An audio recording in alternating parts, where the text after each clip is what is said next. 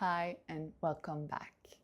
To get the full benefit of this video, I recommend you go back to the video number 1 if you haven't already listened to it, about the unexpected lesson I learned in Thailand, since this will be a follow-up. And without further ado, I want to dive right in. We have left off at learning about the 3 natures and their systems, how they operate systematically. And as I was now in Thailand, there was one particular person, someone really close in my life, that came to my mind a lot as I was learning about the destructive nature. This person had been suffering from depression for quite a long time. I came to a completely different understanding of what that means. I learned that I too have the destructive nature in my mind that always talks me down. But what if the proportion of that nature would be so much bigger? Proportion means proportion in time. So this voice that is destructive would talk to me from the moment I wake up until the moment I fall asleep. It would tell me how hopeless the world is. And I learned too that the mind generates the kind of energy in accordance with the voice and the state that is in that mind. For example, hopelessness. So there would be energy being generated that is heavy all day long. So not only is it frequent, but also heavy. I thought, well, if it was like that for me, I'm suffering from the destructive system all day like that, then the outcome for me would probably be the same.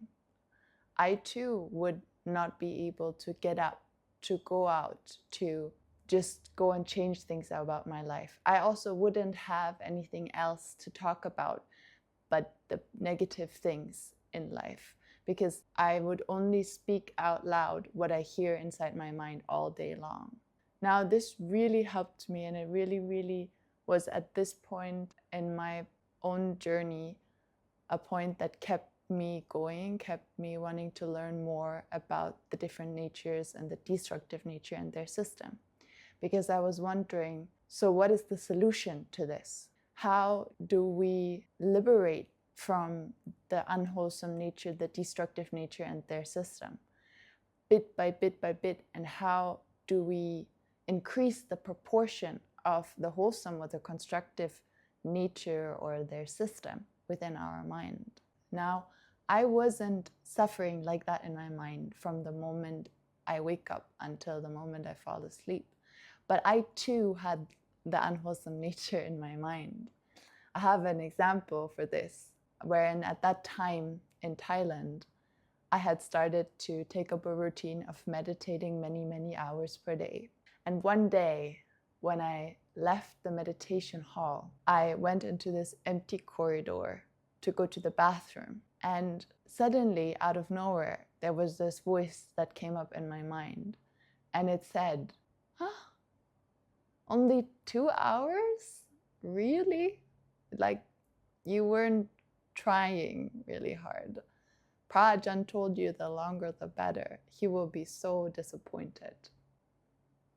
And as this voice came up with the feeling of guilt and discomfort, I was lucky that another voice came up in my mind too that said, who's talking?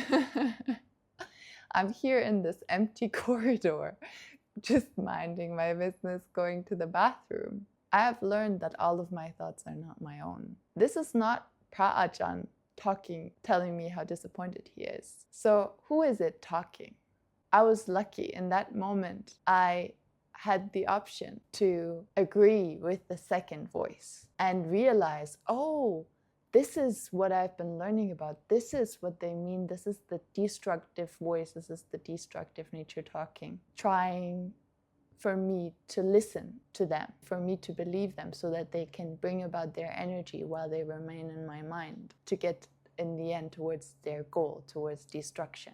So there are ways to catch the destructive nature red-handedly that we can practice. The first understanding we need to have for this is the first noble truth. Ajahn Jimmy put it very nicely yesterday. He said, why did the Buddha teach to look suffering in the eye, when it's the default of humanity to turn away their head and run away from suffering? Why did he teach we have to know suffering? And that is because suffering, a state that I have to endure and that can be very difficult to endure, is the property, is the feeling of the destructive nature.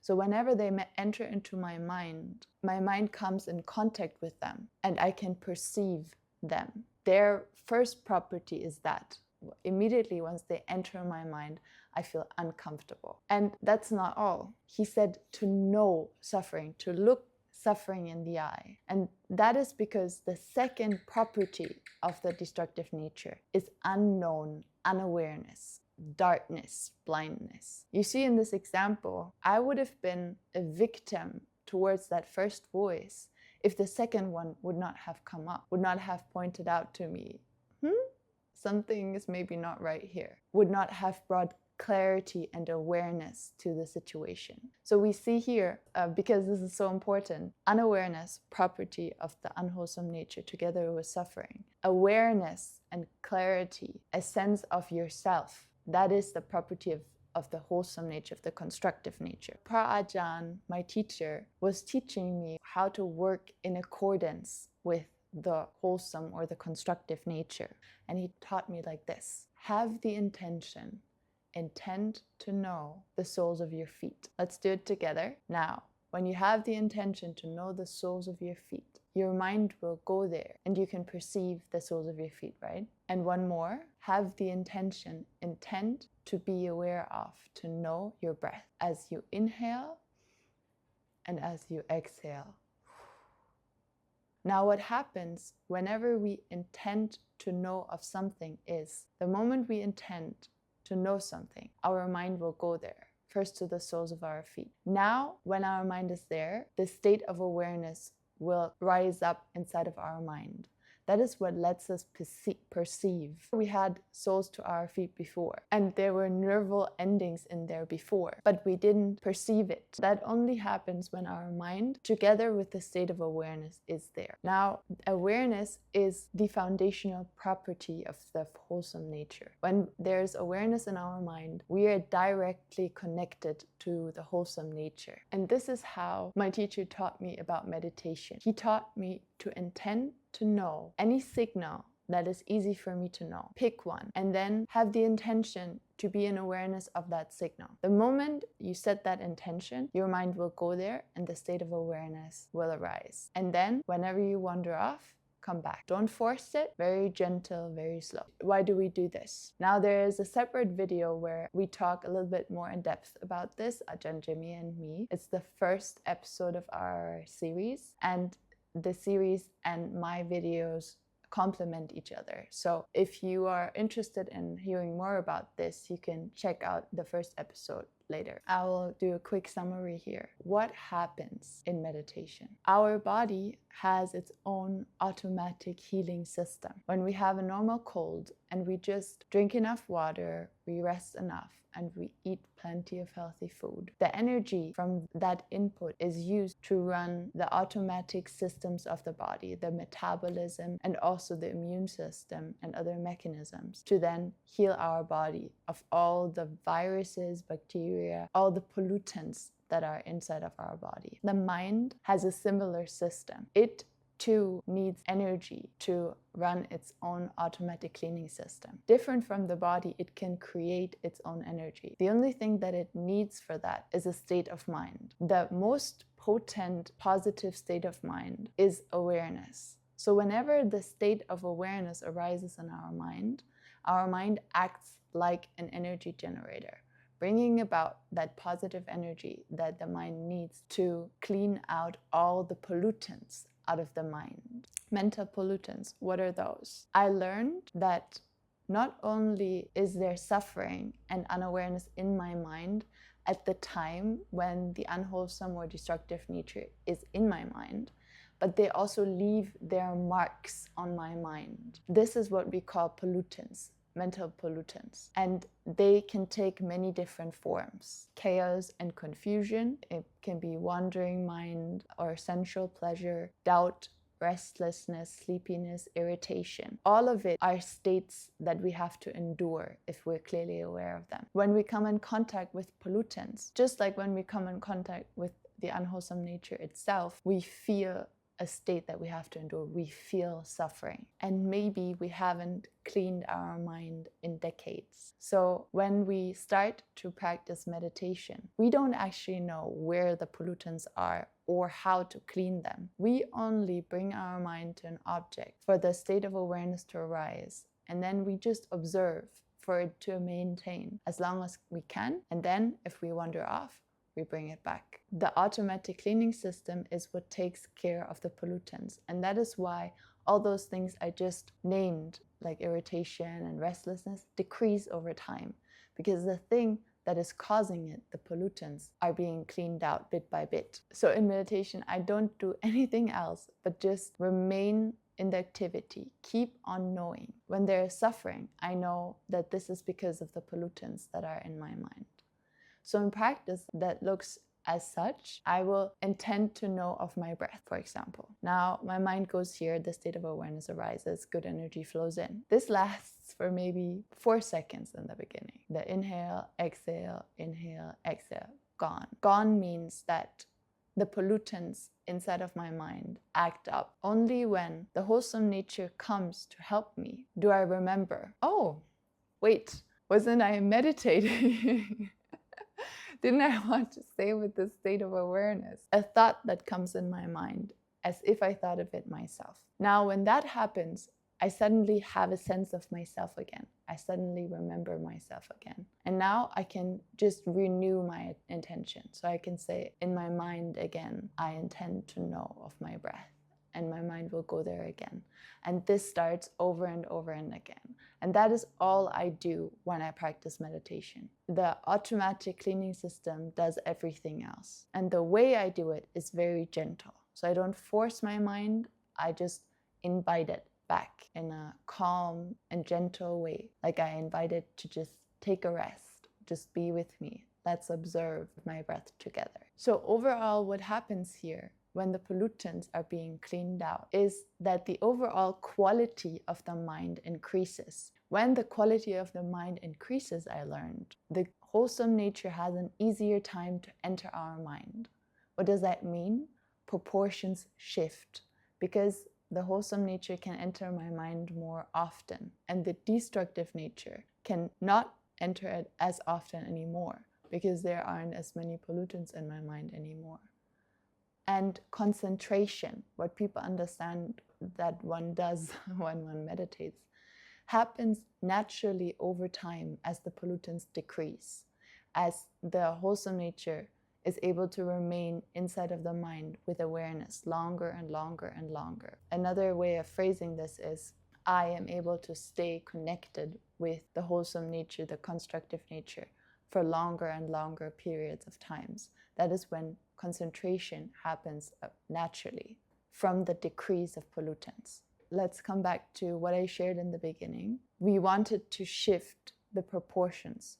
We wanted to decrease the proportion that the unwholesome nature has in our mind, the time that it has in our mind, to talk to us, to bring about their energy and bring their system of destruction forward. This is what happens during meditation. So we are spot on. We need meditation. And also the suffering decreases, because whenever we know, oh, there's restlessness, that is because of the pollutants, we don't look away. We just know, oh, that is there because of that. And then we come back to our object. Those pollutants are cleaned out. So all of that decreases as well, because we practice correctly and we have the right understanding towards the pollutants. We don't hate them. We understand that they have to do what pollutants have to do. Now, if I am careless, and I've proven this many, many times over, I've seen this in my mind very often. If I'm careless, the destructive nature will just try and come into my mind once I stop meditating to pollute it all over again. Aka, my example with the bathroom, I had just stopped meditating after 2 hours. So the next thing that I had to learn back then was how to keep my mind safe, how to keep it safe from the destructive nature whenever I'm not meditating, in every other moment of the day. Because the destructive nature wants to get energy to get towards their goal. So they will try to enter our mind because the mind allows them to get energy. That is why we call the mind the element of success. Now, this is where I can share to you about my practice of mindfulness. That means practicing awareness while I'm not in meditation. And for that, my teacher gave me another metaphor to understand my role, what I have to do. In the example of going to the bathroom and the first voice coming up, then the second, I said I gave importance to the second voice because by that point I had learned about the destructive nature and recognized it for what it was. My teacher taught me as such. He said, you are like the emperor of your mind, and you have 3 advisors that talk to you in different proportions of time. We, as the emperor, we are the one who agrees with them, agrees with their plan, with their advice, the plan they bring up, their idea, and allow them to follow through. That is our role. The unwholesome nature, the destructive nature, will try and trick you to agree with them with all unfair methods. Mostly, it will use desire and aversion, or in other words often used in the area of Buddhism is greed and hatred. I have so many examples for the destructive nature tricking me in my own mind. So if you have time, but I will decide on one for now. Now, the way that they act inside of my mind is kind of a little bit like a toxic friend that is trying to invite me to activities, to adopt a certain attitude, a certain opinion that will bring me into an environment, into a routine that is conducive to the unwholesome nature. My example for this is that when I was staying inside the monastery, there would be this feeling arising. This is where I like to make the sound of an alarm bell, like wee, wee, wee. There is a feeling arising that I have to endure. Okay, all the red lights should be on. And there would be a voice on the inside narrating to me why I shouldn't be in the monastery, why I don't like it here, why it just doesn't fit with me, it just doesn't fit with who I am, why this is not fun and actually I'm no good at it, or actually, as the voice was saying in the example with the bathroom, into the direction of you're failing at it anyway, so you can just leave. That was what the unwholesome nature was trying to do inside of my mind, heavily relying on emotion that if I'm clearly aware of it, I can see it's something I have to endure. That is for the unwholesome advisor, the destructive advisor. That's how they operate. And then we have the advisor that I don't talk about a lot because it is quite frankly a waste of time to talk about them a lot. And it's the neither destructive nor constructive nature. What this advisor does is it will just distract you. It will invite you to play, to go do things that don't create any value for yourself or for anyone, but that don't outright directly hurt anyone. The result of it still is quite, we should think about if we want the result, because it is the waste of our time, the waste of our resources like money, energy, youth, and motivation. And the danger of it is that when the neither unwholesome nor wholesome nature is in my mind is homeless.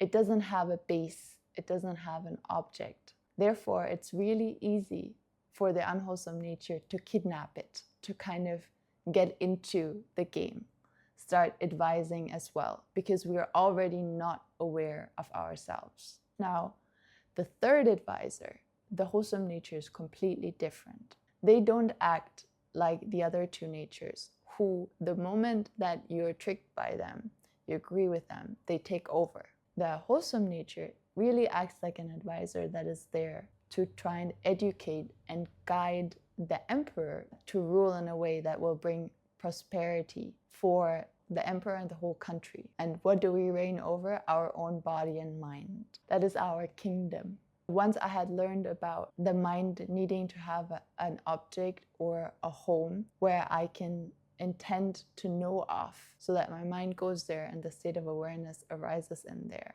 That is the foundation. To be able to remain emperor, I have to intend to know throughout the entire day, not just when I'm meditating. That is mindfulness. Now, to summarize this, if I'm the emperor, that means that I'm not making the ideas, I'm not making the advice, but I am the one who agrees with it. That is my role, that is my responsibility. And I know that intending to know at all times is what I have to do, so that I remain in control, I remain the emperor. The light in the throne room stays on. And the additional benefit is that also here, when awareness is in my mind, good energy is flowing in that allows the wholesome system, the positive system, to move forward. An example for that is that my mind gets sharper, it gets clearer. All the things that I go about throughout my day get easier because my body and my mind become healthier, become brighter, and I have the guidance of the wholesome nature much, much more often. This practice of awareness of all times starts with manual. So in the beginning, I just intended to know of my breath, and then it would wander off again, just like in meditation, because I too have a polluted mind. But as I practice, it moves to a point where it is semi-automatic.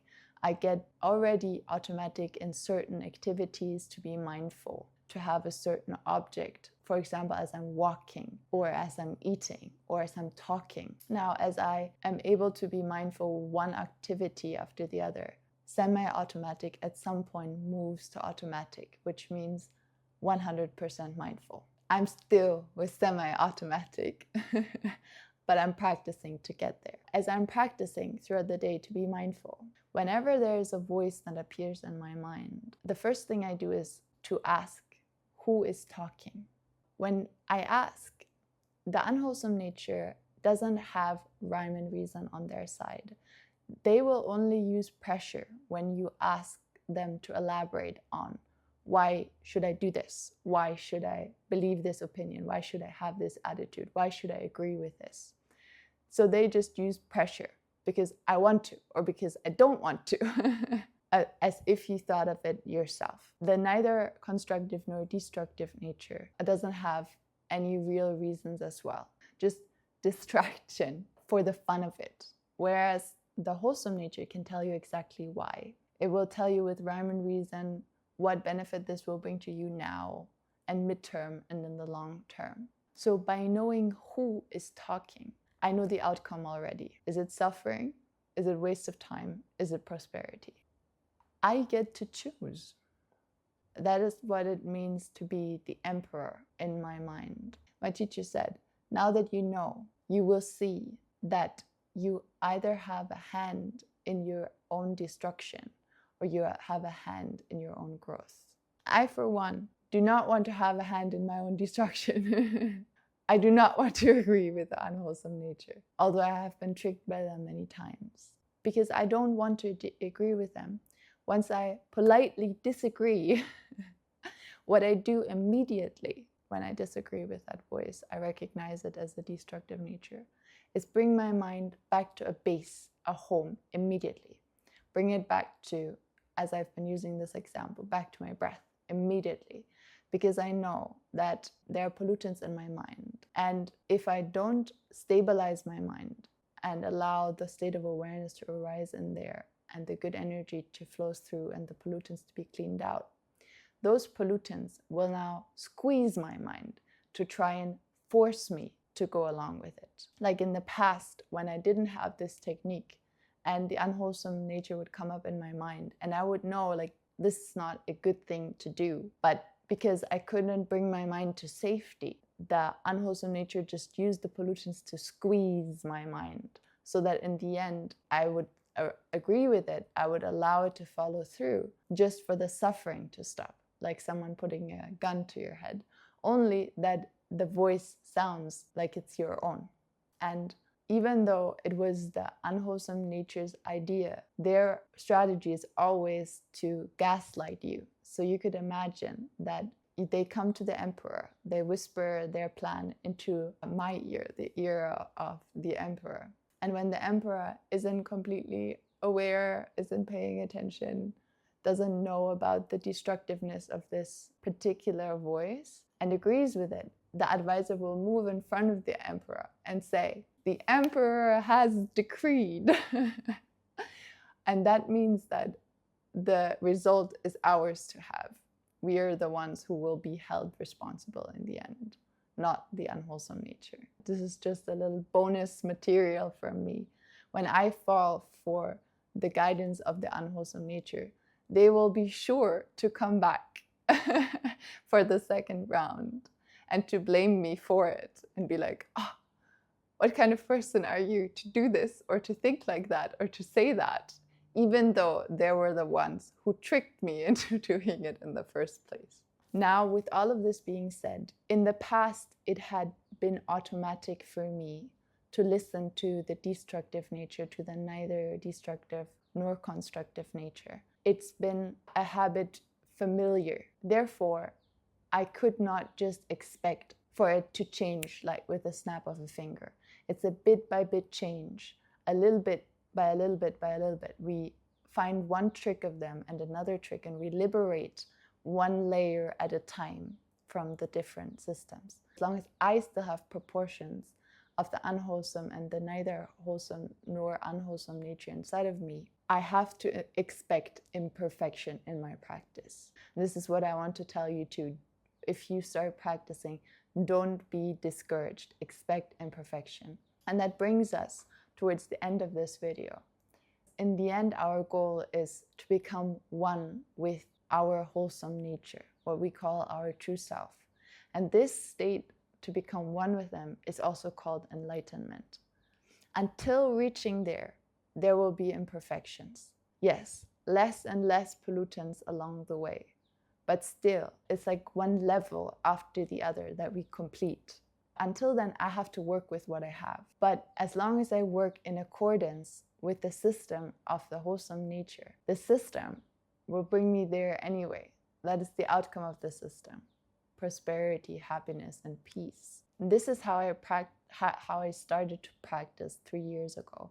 And of course, it has changed over time. And I have a lot more details. But this is enough for now. The reason I want to share this, the reason I created this YouTube channel, is because not only do I want to share those beautiful teachings that I am benefiting so much, that allow me to liberate from one trick after the other, having to listen to the unwholesome nature so much less than I did in the beginning, but also because I want to share all the puddles that I stepped in along the way, all the tricks that they used on me, and make the path that I went to worth it. Because every understanding that I gained, just for that, it's already worth it for myself, because I will no longer fall for it again. But if I can share it with one other person and they can understand it too, and it helps them not to have to step in so many puddles, but have a little bit of an easier way, then that would be awesome.